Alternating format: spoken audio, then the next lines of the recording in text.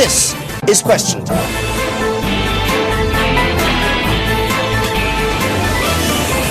For those of you that want to ask questions, just raise your hand. Mark will be facilitating. So we have over on the far right, we have Daniel DeCateret, who used to be the business editor at Phnom Penh Post and is now a freelance journalist looking for commissions around Cambodia.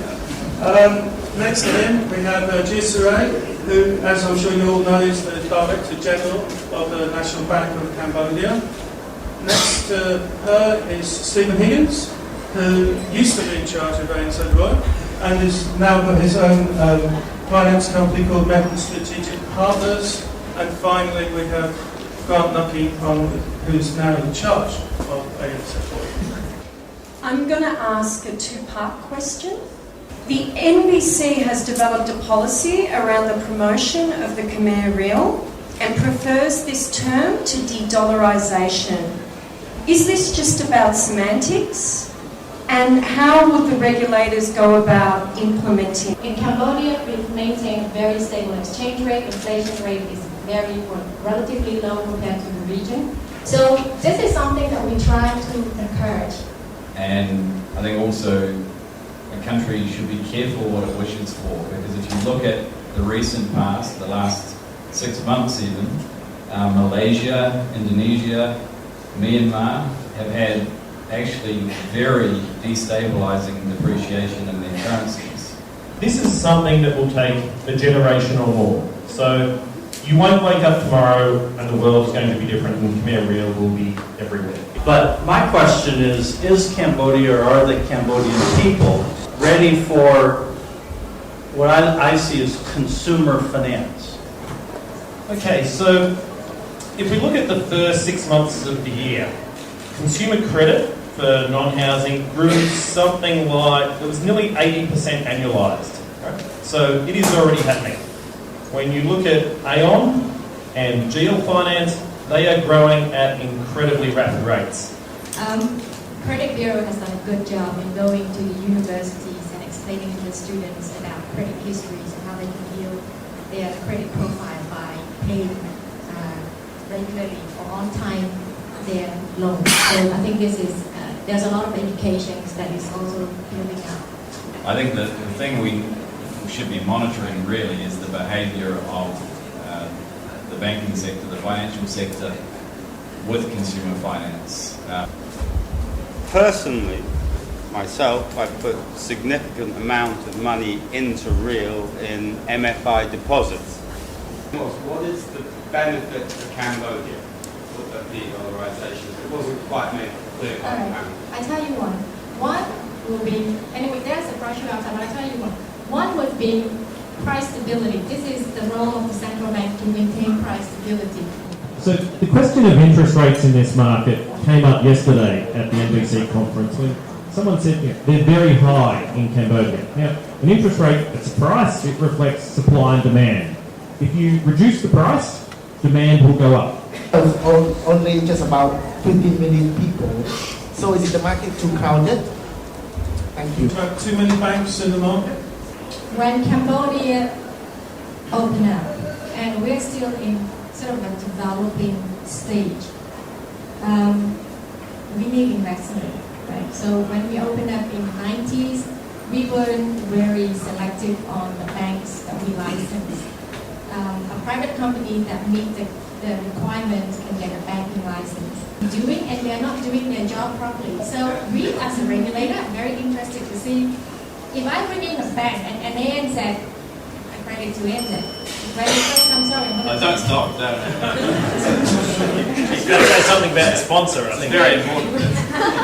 Advertising to ANZ. When ANZ comes, it's revolutionized the banking system in Cambodia.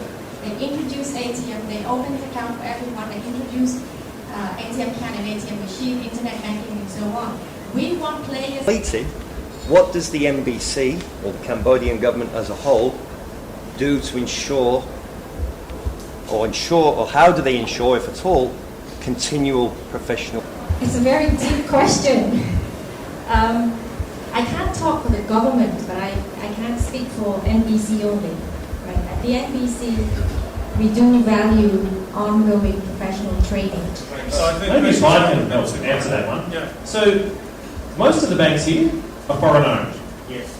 Whether it's ANZ, Cambodia Public Bank, Maybank, ICBC. So, those banks are also answerable to their home regulators. So, I think it's less of a role for the NBC to be driving that here. The other big local banks like CLEDA, they do a brilliant job at training. The MFIs, they're all owned by development finance institutions, put a big focus on this. And going back to what Serey was talking about earlier, the NBC is a very effective regulator here. In the Cambodian context, it is probably the best regulator in this market. Now, I'm not just saying that because Serey is sitting next to me. Later. So what is happening? So I think the core of your question is how do you sort of systematise education, continuing education, and the raising of standards. So that is an issue that the banking industry is very conscious of, and working alongside the NBC actually, we're in the process of relaunching. Thank you. Bill Longhurst, British Embassy. I have a question about bank customers and the typical profile of a bank customer. Grant, I think you said that there are only 1.5 million accounts in Cambodia. So I'm wondering what the typical profile is of an account holder. Is it one account per family, or is there an urban-rural split? And who makes the decisions on whether to save money or to take out a mortgage, that sort of thing? And is this changing with societal changes? Actually, the prominence of women as the decision maker in financial decisions, which is a good thing. That's something that we can see is quite prevalent throughout. Actually, I mean, I can't speak for microfinance, but from what I understand, it's very, very prevalent there as well. So that's something that is almost uniquely Cambodian. But if you were looking at those 1.5 million customers or thereabouts currently, then really, generally, we're talking about the top strata of Cambodian society. So it's the people that really can afford to borrow, can afford to spend. So why credit so high, like 30% in past 3 years? That's a very high level. And there's I think promoted both for supply and demand factor. Demand is economy growth strong, 7%, but supply factor also plays important role.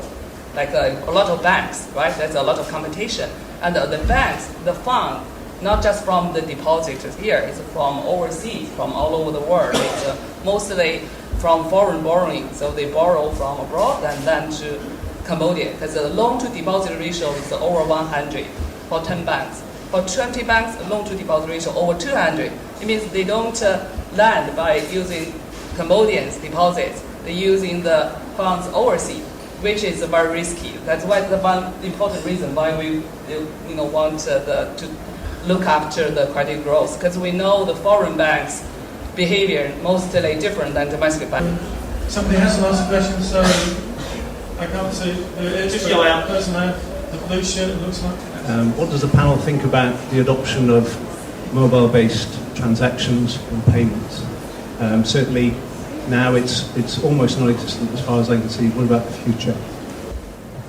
And you're already, as Serey said, really starting to see it take off in mobile payments. So this year WIN, which sadly when I was at ANZ we sold, but ANZ was not a good home for a business like that. It will do $7 to $8 billion in volumes this year. That's a massive inexpensive. We think in 5 years or thereabouts, transaction banking will look very different, and that's why we're not investing in branches. We have no intention of investing in branches. I can tell you that our staff in branches literally spend 1/3 of their day counting cash. That's all they do. Obviously, the major global event at the moment, and is appropriate for Britcham, is the Rugby World Cup. So, starting with Daniel, who do you think will win the Rugby World Cup? I've got no interest in it whatsoever, because I follow a different kind of football. I share that passion with Stephen, but I'm going to go for the All Blacks just because of ground and Sue?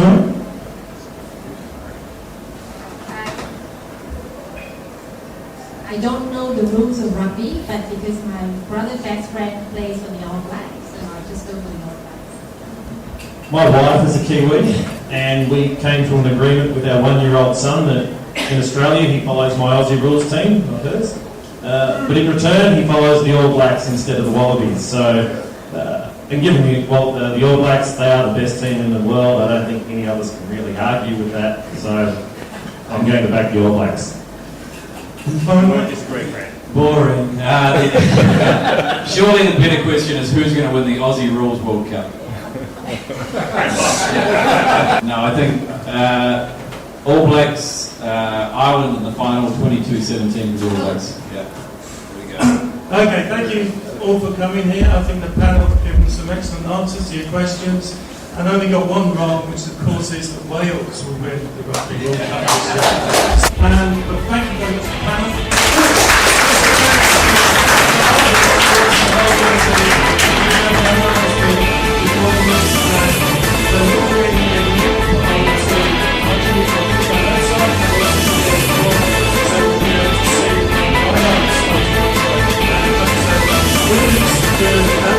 So please stay here and we will